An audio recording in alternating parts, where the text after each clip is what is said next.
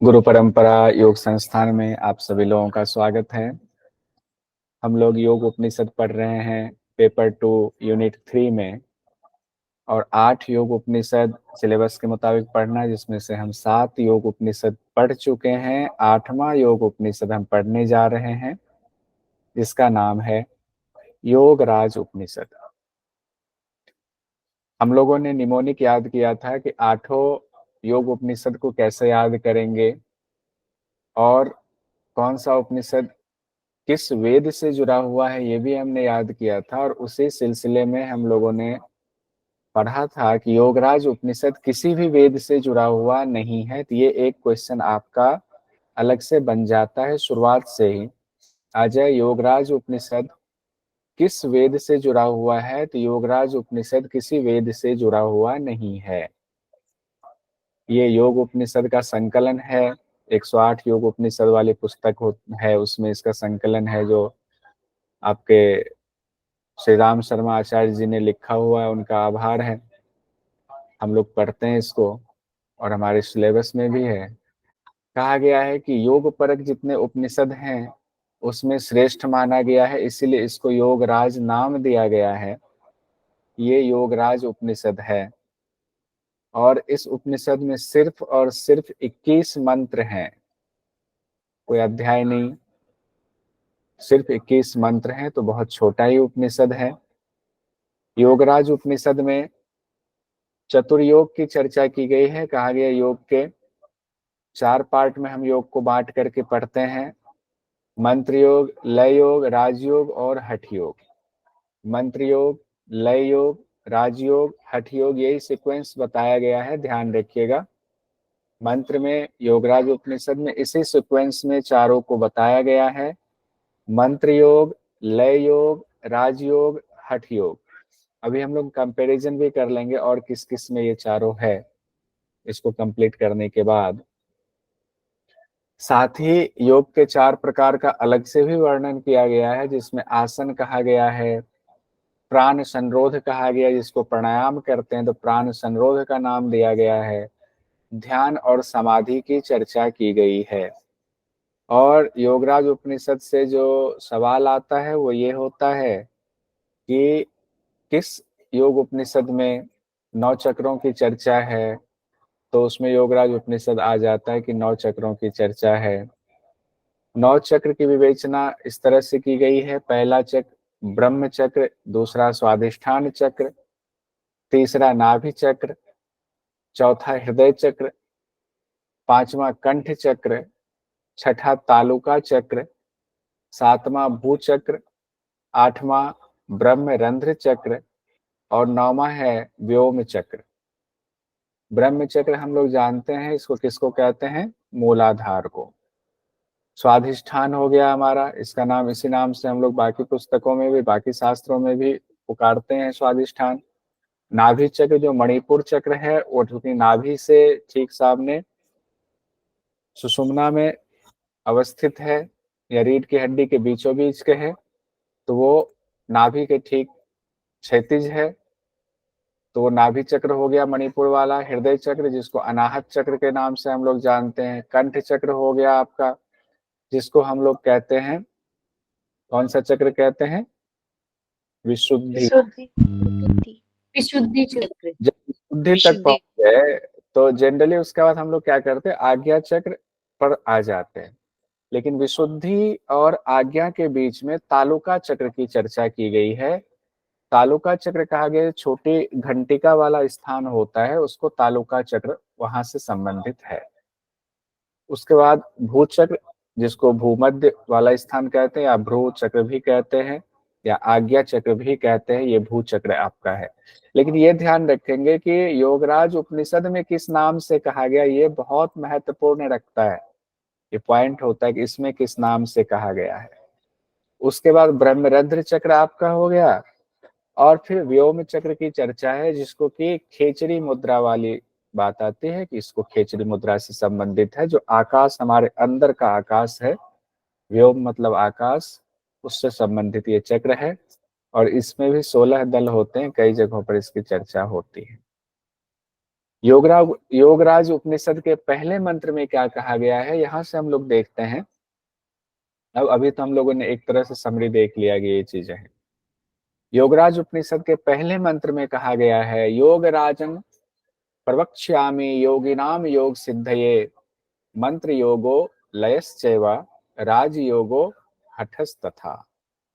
देख रहे हैं, यही सीक्वेंस पूछ दिया जा सकता है, एग्जामिनर का कोई ठिकाना नहीं, वो दे दे योगराज उपनिषद में के मुताबिक निम्न को अपने क्रम में सजाएं। अब इस सीक्वेंस को उल्टा पुल्टा दे करके आपको 4 ऑप्शन कूट दे दिया जाएगा। तो मंत्र योग, लय योग, राजयोग, हठ योग, हठ योग इसमें लास्ट में है।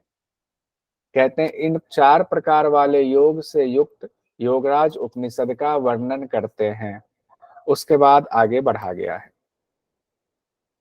मंत्र योग के बारे में कहा गया है, ब्रह्म विष्णु शिवादीनम मंत्रम जाप्यम विशारदेह साध्यते मंत्र योगस्तु वत्स राजा दीर्भि यथा। यानी कि देखिए, अब यहाँ पर 2 चीजें, ये बहुत इंपॉर्टेंट, ये मंत्र योग वाला, इससे क्वेश्चंस कैसे आ सकता है। 2 चीजें इसमें महत्वपूर्ण हैं।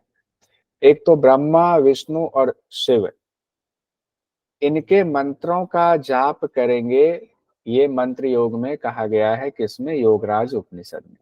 इनके मंत्रों का जाप फिर से सुन लीजिए, ब्रह्मा विष्णु और शिव। तो एक तो लाइन ये हो गया। दूसरी लाइन में कहा गया है कि वत्सराज नाम के मुनि हुए जिन्होंने मंत्र योग को सिद्ध किया।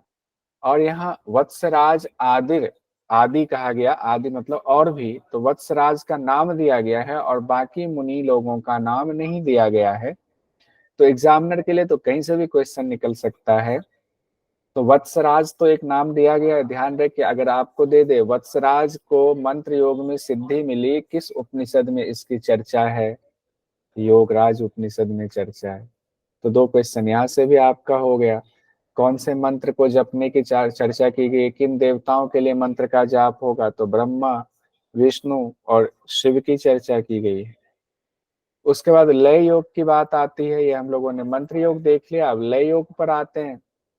कहते हैं कृष्ण द्वैपायन अद्यस्तु साधितो लय संगीतज्ञ संगीतः नव स्वेव ही चक्रेशु लयं कृत्वा महात्मभिः। यहाँ पर नाम आया है कृष्ण द्वैपायन जी का। कहते हैं अर्थात कृष्ण द्वैपायन, जिनको कि हम लोग जानते हैं व्यास जी के नाम से भी हम लोग पुकारते हैं कृष्ण द्वैपायन जी को, कि कृष्ण द्वैपायन आदि ऋषियों ने लय योग को सिद्ध किया। अब देखिए, ऊपर वत्सराज जी ने मंत्र योग को सिद्ध किया, और कृष्ण द्वैपायन जी कौन से योग को सिद्ध कर रहे हैं, लय योग को। ये योगराज उपनिषद की खासियत है, इसलिए नाम दिया हुआ है कि इस मुनि ने इस योग की विधा के द्वारा साधना की और इन्होंने इस विधा के द्वारा साधना की। तो लय योग के द्वारा कृष्ण द्वैपायन की चर्चा। अब नाम एग्जाम में इससे संबंधित सवाल आ सकता है। उसके बाद कहा गया नवस्वेव, कि 9 प्रकार के चक्र, नवस्वेव ही चक्रेशु, 9 प्रकार के चक्रों में लयं कृत्वा महात्मा भी, कि 9 प्रकार के चक्रों में लय करके महात्मा लोग लय योग की सिद्धि प्राप्त करते हैं। जो 9 चक्र बताया गया है, इसका मतलब कुंडलिनी जागरण करके एक एक चक्र की साधना करके एक एक चक्र में लय होते हुए फिर ऊपर की यात्रा उनकी होती है।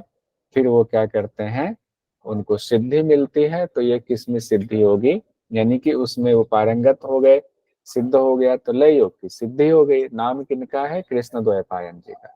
मैं इतनी बार रिपीट कर रहा हूँ, जो चीज रिपीट कर रहा हूँ ज्यादा, उसको अलग से अपना एक अलग डायरी बनाएंगे, उसमें लिखते जाएंगे। बाकी लोग लिख रहे होंगे, जिनकी पहली क्लास है उनके लिए ये बात फिर से दोहरा रहा हूँ। राजयोग उपनिषद में 9 चक्रों की चर्चा किस योग के अंतर्गत है, तो लय योग के अंतर्गत कहा गया 9 चक्रों की चर्चा है।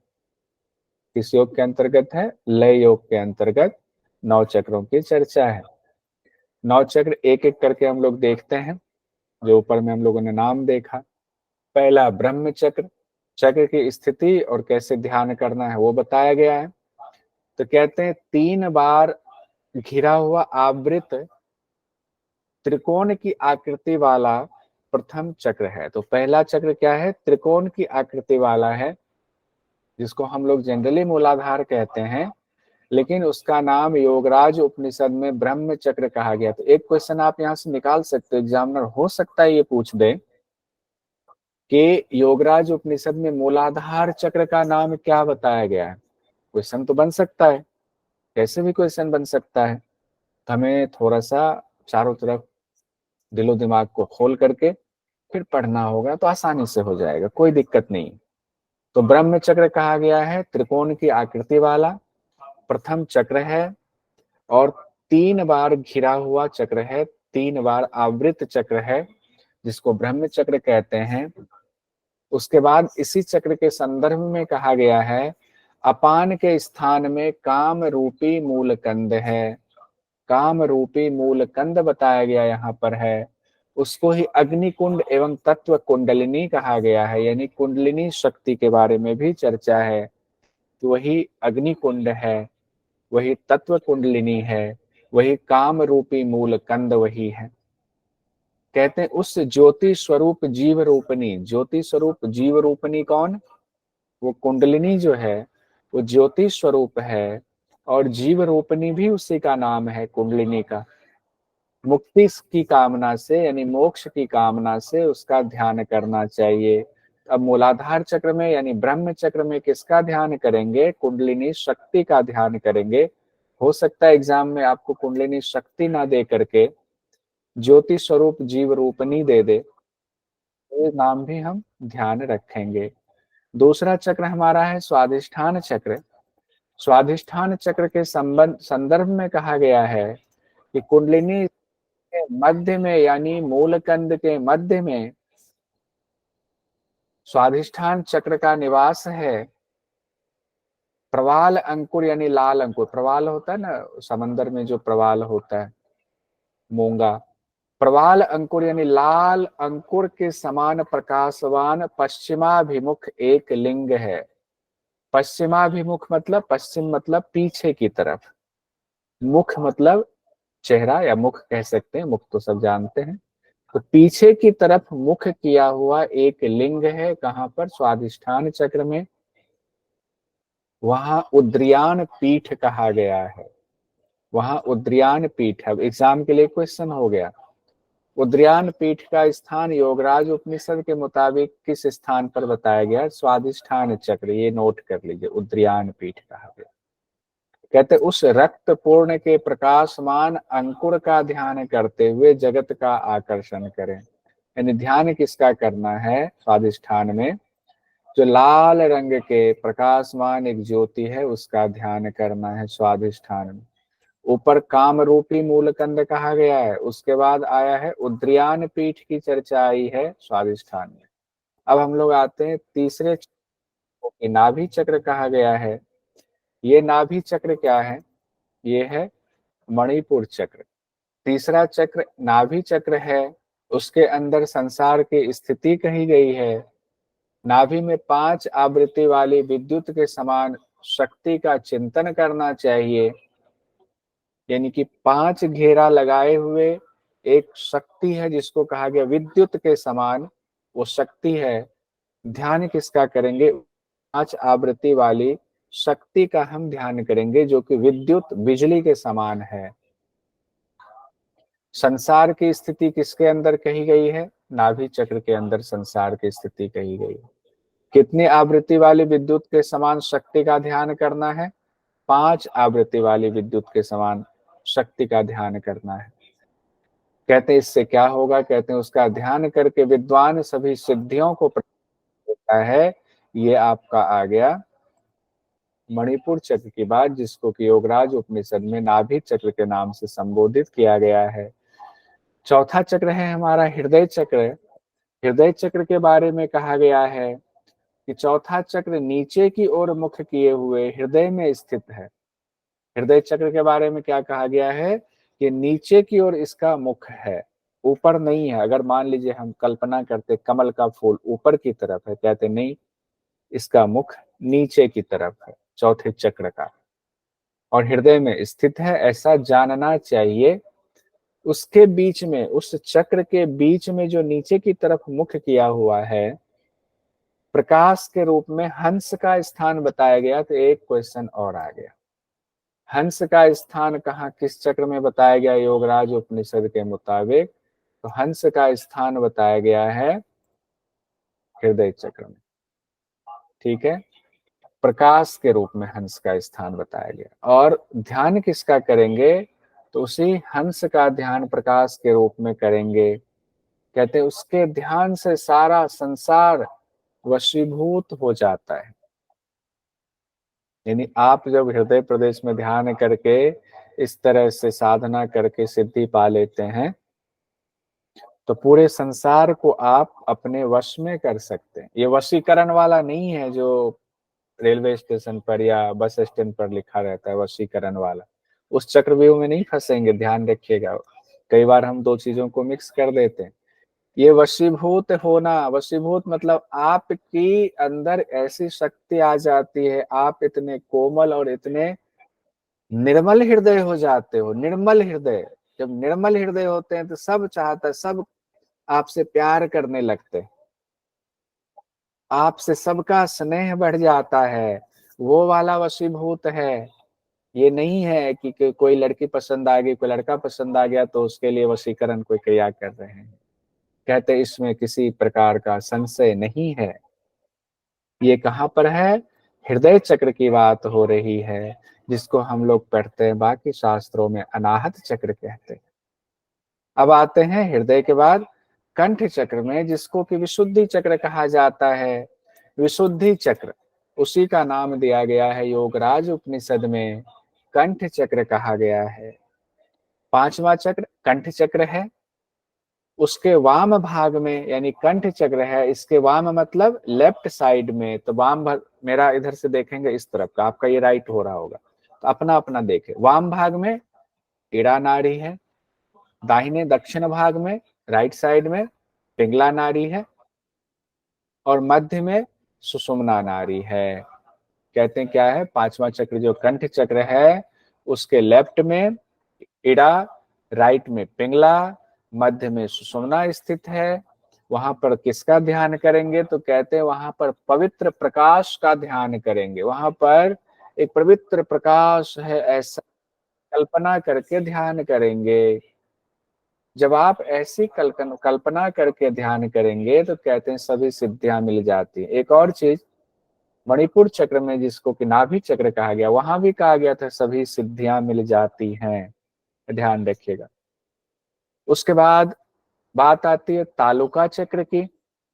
ये छठा चक्र है, तालुका चक्र। हमने कहा था जो छोटी घंटी वाला स्थान होता है उसको तालुका चक्र कहते हैं, और उसी को राजदंत भी कहा जाता है। ध्यान रहे, कई बार राजदंत शब्द आ जाता है, जिह्वा को राजदंत में लगाना है। ये जिह्वा, ये घंटिका स्थान की चर्चा हो रही है, और उसी को योगराज उपनिषद में तालुका चक्र कहा गया है। कहते हैं घंटिका स्थान में छोटी, जिसको लुरलुरी कई जगह बोला जाता है, कई जगह छोटी जिह्वा बोला जाता है। कहते हैं घंटिका स्थान में छठा चक्र कहा गया है, इसे ही तालुका चक्र कहते हैं। उसे 10वें द्वार का मार्ग और राजदंत भी कहा गया। देखिए यहाँ लिखा हुआ है कि राजदंत भी कहा गया, और 10वां द्वार भी कहा गया। तो एग्जाम के लिए क्वेश्चन यहाँ से भी आपका हो गया, इसको भी कलर कर देता हूँ। 10वां द्वार अगर पूछते राजयोग उपनिषद के मुताबिक, 10वें द्वार का मार्ग किस चक्र में स्थित बताया गया है, ये नोट कर लीजिएगा। और जब उपनिषद का पेपर होगा ऑनलाइन एमसीक्यू, तो उसमें ये आएगा क्वेश्चन, अब गलत नहीं होना चाहिए। तो 10वें द्वार का मार्ग और राजदंत भी कहा गया है। वहां पर शून्य में, अब कहते हैं तालुका के पास ध्यान कैसे करेंगे, कहाँ ध्यान रखेंगे? वहां पर शून्य में मन को लय करने पर मनुष्य निश्चित रूप से मुक्ति को प्राप्त कर लेता। यानी योग साधक हम आप अगर ऐसा करेंगे, वहां शून्य में मन को लगाएंगे, चित्त को लगाएंगे, तो हम आप निश्चित रूप से, नात्र संशय है, कोई संशय नहीं है, मुक्ति को प्राप्त कर लेंगे। ऐसा कहा गया योगराज उपनिषद में। आइए 7वें चक्र पर पहुंचते हैं, जिसको कि भ्रू चक्र कहा गया है, भूचक्र कहा गया है। तो भ्रिकुटी के मध्य में, ये दोनों भ्रिकुटी, इसके मध्य में भ्रू चक्र है।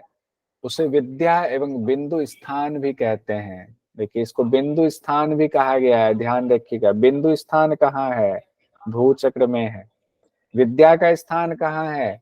शब्द छोटे छोटे हैं मंत्र में, लेकिन एग्जाम की दृष्टि से कहीं से भी पूछा जा सकता है। तो इसको भी नोट, जिनके पास हार्ड कॉपी है नोट्स का, उसमें टिक लगा के इंपॉर्टेंट कर लीजिए।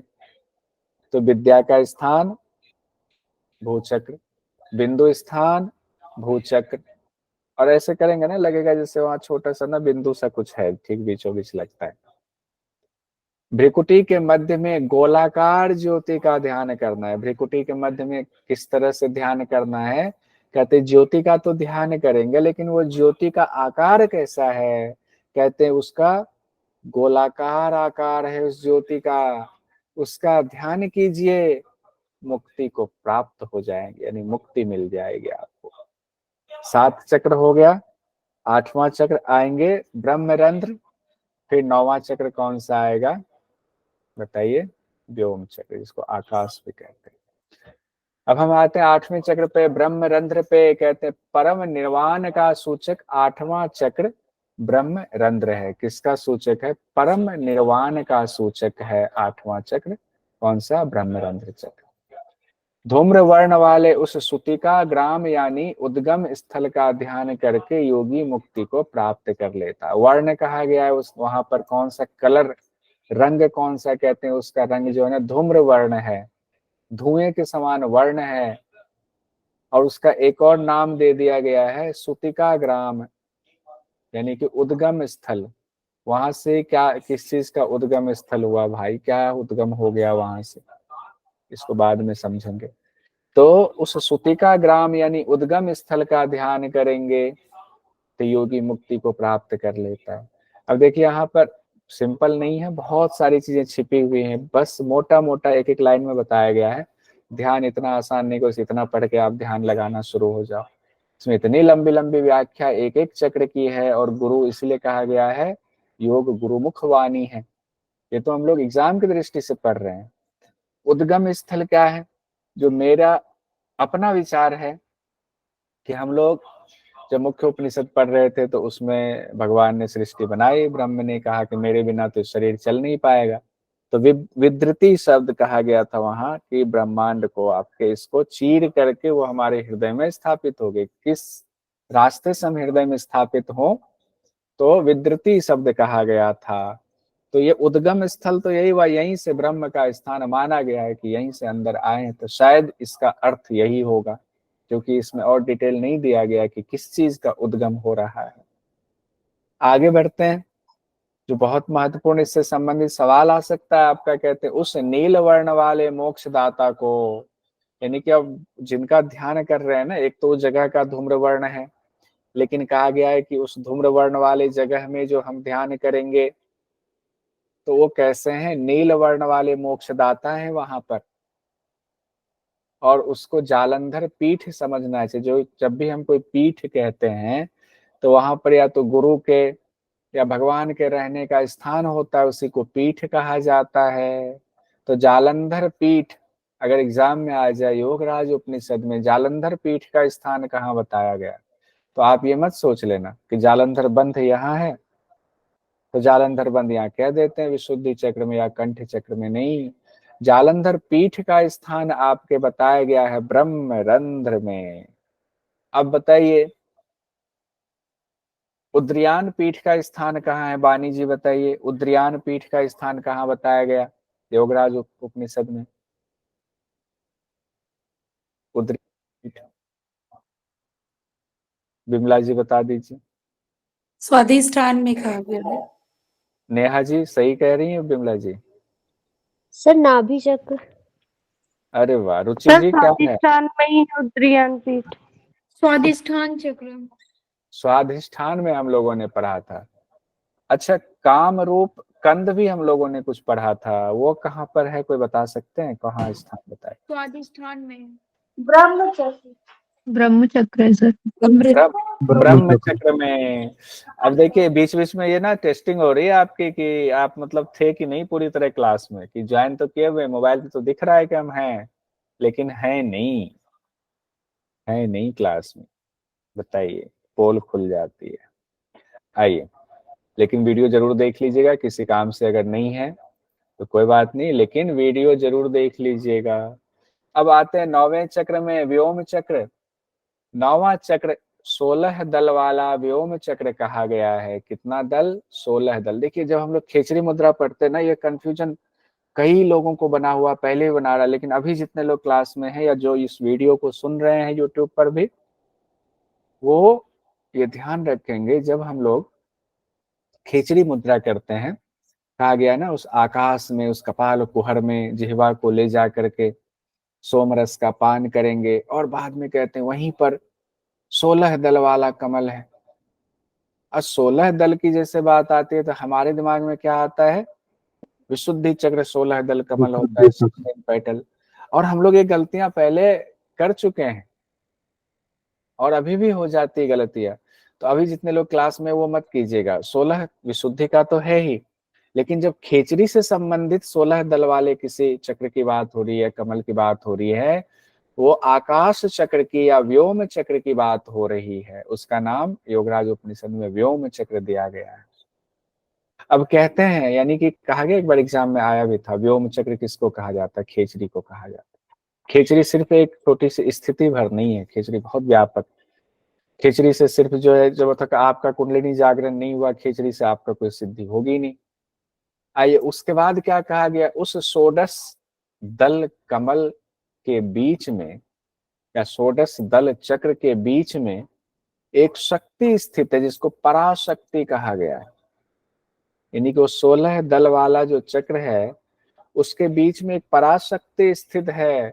उसे संविद कहना चाहिए, पराशक्ति है। उस चक्र के मध्य में पूर्णागिरि पीठ है। यानी पराशक्ति कहाँ रह रही है? पूर्णागिरि पीठ में निवास कर रही है। पूर्णागिरि पीठ, पूर्ण शक्ति का ध्यान करना चाहिए पूर्णागिरि पीठ में। किसका? उस पूर्ण शक्ति का या पराशक्ति का। साधक मुक्ति को प्राप्त कर लेता है। कई जगहों पर मुक्ति की बात आई है। अब ये आपका तीसरा भी आ गया। उद्रियान पीठ आया था, ऊपर आपका जालंधर पीठ आया, फिर आपका लास्ट में आ रहा है पूर्णागिरि पीठ। तीन तीन पीठ है। अब देखिए, सिद्ध सिद्धांत पद्धति में भी 9 चक्र का वर्णन किया गया है। पुंडलिक सर ने पढ़ाया था सिद्ध सिद्धांत पद्धति, वहां भी है ब्रह्म चक्र, स्वाधिष्ठान चक्र, नाभि चक्र, अनाहत चक्र, कंठ चक्र, तालु चक्र, भू चक्र, निर्वाण चक्र, आकाश चक्र। वहां लेकिन 9 जो चक्र हैं उसमें देखिए थोड़ा सा अंतर है। कंठ चक्र, कंठ चक्र के बाद ठीक बाद तालु चक्र है, तालु के बाद भू चक्र है, उसका निर्वाण चक्र कहा गया, जिसको हम लोगों ने यहाँ पर नाम दिया गया है ब्रह्मरंध्र वाला चक्र, उसको निर्वाण चक्र कहा गया है सिद्ध सिद्धांत पद्धति में। और जिसको हम लोग यहाँ पढ़ रहे हैं व्योम चक्र, उसको सिद्ध सिद्धांत पद्धति में आकाश चक्र कहा गया है। तो कहीं कंपैरिजन में लिख लीजिएगा तो याद रहेगा। उसके बाद क्या कहा गया योगराज उपनिषद में? जो योग साधक 9 चक्रों का क्रम से ध्यान करता है, उसे मुक्ति के साथ सभी सिद्धियां प्रतिदिन प्राप्त होती जाती है। क्या होता है? उसे मुक्ति के साथ सभी सिद्धियां रोज रोज प्राप्त होती जाती है। तो उसके बाद आगे कहते हैं, अपने ज्ञान नेत्र से जो साधक कदम्ब के गुच्छक के समान गोलाकार चक्र यानी भ्रू चक्र के मध्य में 2 दंडों का दर्शन करते हैं, वे ब्रह्मलोक को प्राप्त हो जाते। बिल्कुल नई बात कही गई है, ध्यान रखिए, बिल्कुल नई बात है। क्या? एक तो कदम्ब के गुच्छ के समान गोलाकार भू चक्र को कहा गया है, वहां का है गोलाकार ज्योति का ध्यान भू चक्र में कहा गया था। और एक्स्ट्रा ये जानकारी दी जा रही है 9 चक्रों के जानकारी जो ऊपर सीक्वेंस में दी गई, उसके बाद ये कहा गया तो कदम के गुच्छक के समान आ जाए गोलाकार चक्र कहाँ पर है? तो वो है भू चक्र में, यानी आज्ञा चक्र में। और वहां पर कितने दर्शन करने, किस चीज का दर्शन करना है? कहते 2 दंडों का दर्शन करना, यही लिखा हुआ है मंत्र में कि 2 दंडों का दर्शन करना है। अब इसका आध्यात्मिक क्या अर्थ है ये गुरु ही बता सकते हैं, एक शिक्षक के बस की बात तो नहीं है ये बता पाना, ठीक है। लेकिन एग्जाम की दृष्टि से जरूर इसको याद रख लीजिए, बहुत ईमानदारी से बात, इधर उधर घुमाने की बात नहीं, योग है ये। अगर आपके अंदर ईमानदारी नहीं है तो फिर नहीं काम चलेगा। तो एग्जाम की दृष्टि से 2 दंडों का दर्शन, बातें नहीं कि अगर आपको जाना फिर गुरु ढूंढना पड़ेगा कि इसका क्या तात्पर्य है। हो सकता है हम कुछ व्याख्या कर दें तो हम ये कहेंगे कि ये मेरी व्याख्या, मुझे ऐसा लगता है। लेकिन एग्जाम की दृष्टि से भूत चक्र में अगर आ जाए कि 2 दंडों का दर्शन भूत चक्र में करना चाहिए, किस उपनिषद में इसकी चर्चा है, तो योगराज उपनिषद में इसकी चर्चा है। फल क्या इसका होता है, कहते हैं वह ब्रह्म लोक को प्राप्त कर लेता है, ब्रह्म लोक को प्राप्त कर लेता है। और 21वां और अंतिम मंत्र जो योगराज उपनिषद में कहा गया है वो ये है कि ऊर्ध्व शक्ति के निपात से, बहुत इंपॉर्टेंट, ऊर्ध्व शक्ति के निपात से, ऊर्ध्व शक्ति मतलब ऊपर की शक्ति, उसके निपात से, अधः शक्ति मतलब नीचे की शक्ति को दबा करके, संकुचित करके, और मध्य शक्ति को जागृत कर देने से परम सुख प्राप्त होता है। तीनों शब्द याद कर लीजिए, ऊर्ध्व शक्ति, अधः शक्ति, मध्य शक्ति। हो सकता है एग्जाम में ऐसे ही दे दे, योगराज उपनिषद के मुताबिक इन तीनों शक्तियों को क्या करना है, तो ऊर्ध्व शक्ति को निपात करना है, नीचे की तरफ दबाना है, अधः शक्ति को संकुचित करना है, संकुचित में यहाँ व्याख्या में कहा जाता है ऊपर की तरफ उठाना है, और मध्य की जो शक्ति है उसको जागृत कर देना है। तो इससे क्या होता है, परम सुख प्राप्त हो जाता है। ये भी इंपॉर्टेंट है। हमारा योगराज उपनिषद कंप्लीट हुआ। एक बार इसको, जो 3 चीज हमने पढ़ा एक साथ लिख दिया हुआ है, देखिए स्क्रीन पर। 3 पीठ की चर्चा हुई थी ना, उद्रयान पीठ स्वाधिष्ठान में है, जालंधर पीठ ब्रह्मरंध्र में है, पूर्णागिरि पीठ व्योम चक्र में है, और एक काम रूप कंद की बात आए तो वो ब्रह्म चक्र में है, या फिर उसको कह सकते हैं मूलाधार में। इसको नोट कर लीजिए। कुछ क्वेश्चंस देख लेते हैं। ये जून 2019 में पूछा गया था। योगराज उपनिषद के अनुसार षष्टम चक्र कौन सा है? षष्टम मतलब छठा चक्र कौन सा है? तो छठा चक्र कौन सा होगा बताइए? आंसर लिखा हुआ है यहाँ पर, ओहो ध्यान नहीं दिया। ठीक है, वैसे आप लोगों को पता था, माफी चाहूंगा। ये मेरा कहने का मतलब नहीं है कि आपने देख करके आंसर दिया, जिन्होंने दिया विद्वान हैं आप लोग क्योंकि पढ़े हुए हैं, ऐसा नहीं है, कई बार पढ़ चुके होंगे, पहले भी पढ़े होंगे। तो छठा चक्र है तालुका चक्र।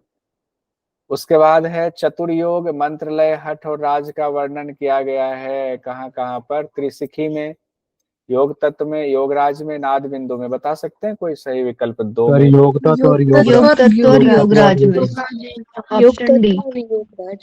योग तत्व और योगराज में, डी ऑप्शन। घंटिका स्थान किस चक्र से संबंधित है? तालुका चक्र। तालुका चक्र। 10वां द्वार किसे कहा गया है? राजदंत। अच्छा तालुका कोई राजदंत। तालुका चक्र। हाँ, राजदंत और घंटिका स्थान वही है, राजदंत या तालुका चक्र या घंटिका स्थान को 10वां द्वार क्या। राजदंत की संज्ञा किसे दी गई है? घंटिका स्थान को, ठीक है।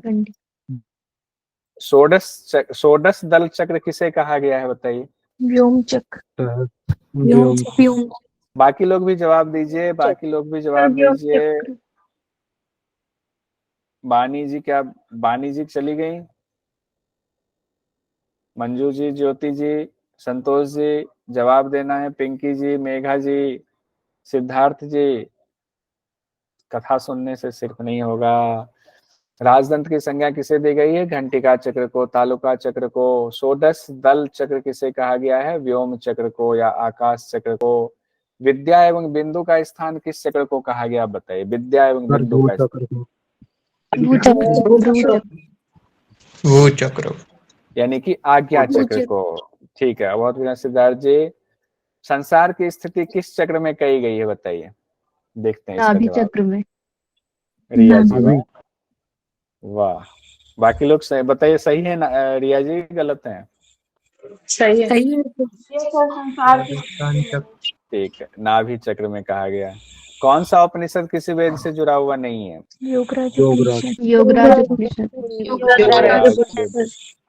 चलिए, तो योगराज उपनिषद नहीं है जुड़ा है, तो इसको संपन्न करते हैं और हम लोग आते हैं थोड़ा सा देख लेते हैं। अब देखिए, हम लोगों ने ये देख लिया था 8 उपनिषद किस वेद से जुड़ा हुआ था, ये पढ़ लिया था। इससे आगे बढ़ेंगे, हमारा मकसद ये नहीं था। ये क्वेश्चन हम लोगों ने देख लिया। चतुर्योग, मंत्र, लय, हठ और राज का वर्णन कहाँ कहाँ किया गया है? तो योग तत्व और योगराज में। योग तत्व योगराज में, योग तत्व और योगराज में किया गया। लेकिन योगराज में हठ को बाद में कहा गया है, राजयोग को तीसरे नंबर पर कहा गया। ये भी ध्यान रखेंगे। इसके साथ साथ ही मंत्र योग, लय योग, हठ योग, राजयोग। लेकिन योगराज उपनिषद में हठ योग को चौथे नंबर पर रखा गया, नोट कर लीजिएगा। वहीं श्वेताश्वतर उपनिषद में कर्म योग, उपासना योग, ज्ञान योग की चर्चा है, सांख्य योग भी कहते हैं। त्रिशिखी ब्राह्मण उपनिषद में ज्ञान योग और कर्म योग की चर्चा है। त्रिशिखी ब्राह्मण उपनिषद में मेन क्या है? ज्ञान योग और कर्म योग की चर्चा है। अब देखिए, षडांग योग, अष्टांग योग, चतुरंग योग। षडांग योग यानी कि योग के 6 अंगों की चर्चा कहाँ कहाँ है? अभी सिर्फ योग उपनिषद के संदर्भ में हम बात कर रहे हैं। श्वेताश्वतर उपनिषद में है, योग चूड़ामण्यक उपनिषद में है और ध्यान बिंदु उपनिषद में है। किस किस में है? षडांग योग की श्वेताश्वतर उपनिषद, योग चूड़ामण्यक उपनिषद और ध्यान बिंदु उपनिषद। टेबल बना हुआ है, आप लोग भी टेबल बना लीजिएगा अपनी डायरी में तो अच्छा रहेगा। अष्टांग योग, योग के 8 अंगों का अभ्यास कहाँ है? त्रिशिखी ब्राह्मण उपनिषद में और योग तत्व उपनिषद में भी है।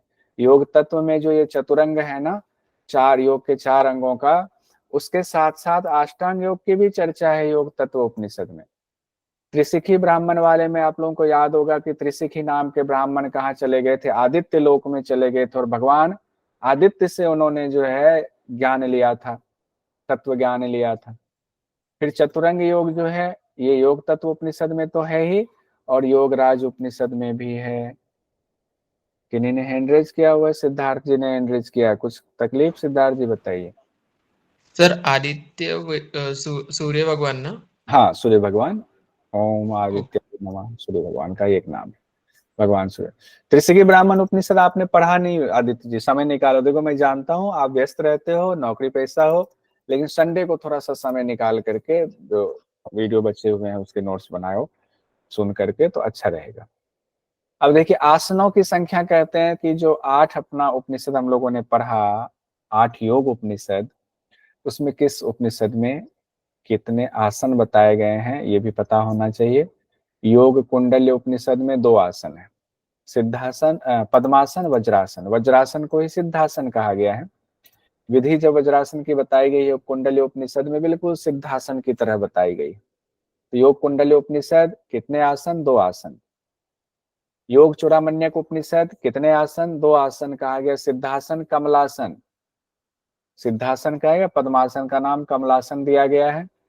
ध्यान बिंदु उपनिषद में 4 आसन बताए गए हैं, सिद्धासन, पद्मासन, सिंहासन, भद्रासन। और वही 4 आसन योग तत्व उपनिषद में भी बताए गए हैं। ध्यान बिंदु और योग तत्व में सेम वही आसन है चारों, सिद्ध, पद्म, सिंह और भद्र। त्रिशिखी ब्राह्मण उपनिषद में 17 आसन बताए गए। कितने बताए गए हैं? 17, सबसे ज्यादा त्रिशिखी ब्राह्मण उपनिषद में बताए गए, जो 8 योग उपनिषद हम लोगों ने पढ़ा है। 17 है। जो भगवान, आप गए भी तो थे त्रिशिखी ब्राह्मण, इतनी दूर तक इतना कष्ट उठा करके आदित्य लोक में भगवान सूर्य के पास, तो 17 आसन वहां से सीख करके आए थे। कौन कौन से? स्वस्तिक आसन, गोमुख आसन, वीरासन, योगासन, पद्मासन, बद्ध पद्मासन, कुक्कुटासन, उत्तान कुर्मासन, धनुरासन, सिंहासन, भद्रासन, मुक्तासन, मयूरासन, मत्स्यासन, सिद्धासन, पश्चिमोत्तान आसन और सुखासन। ये आसन हैं। और इसमें देखते हैं वो 4 आसन है कि नहीं? पद्मासन है, सिंहासन है, भद्रासन है और एक आसन कौन सा गया? सिंहासन, सिंहासन, हाँ सिंहासन, पद्मासन। सिद्धासन हो गया। तो वो जो 4 आसन बताए गए ना जो महत्वपूर्ण कहते हैं और आपके इसमें ध्यान बिंदु और योग तत्व में है, वो चारों आसन यहाँ भी है। देखिए पद्मासन, सिंहासन, भद्रासन, सिद्धासन वहां भी है, उसके अलावे भी और 13 और आसन जो भी हम लोगों ने नाम लिया।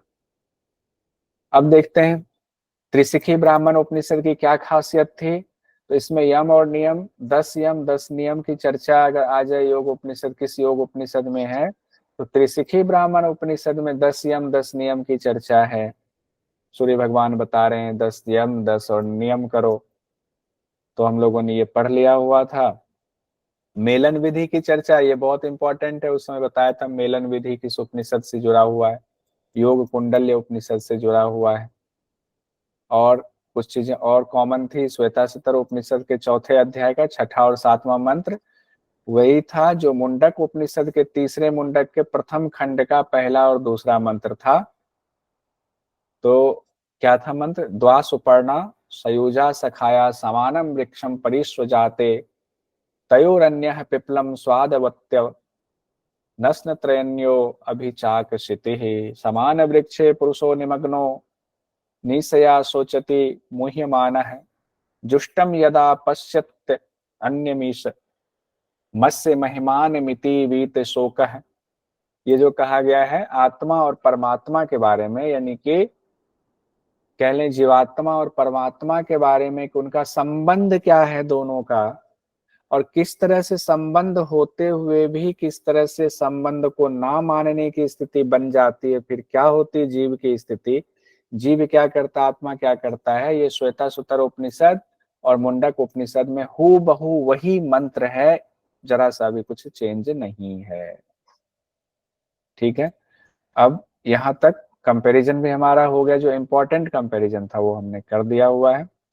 एक तरह से हमारे योग उपनिषद कंप्लीट हो गए, लेकिन एक योग उपनिषद और जिससे संबंधित पिछली बार क्वेश्चन आ गया, छोटा उपनिषद है, कल हम लोग कोशिश करेंगे उस उपनिषद उस योग उपनिषद को भी कंप्लीट कर लें।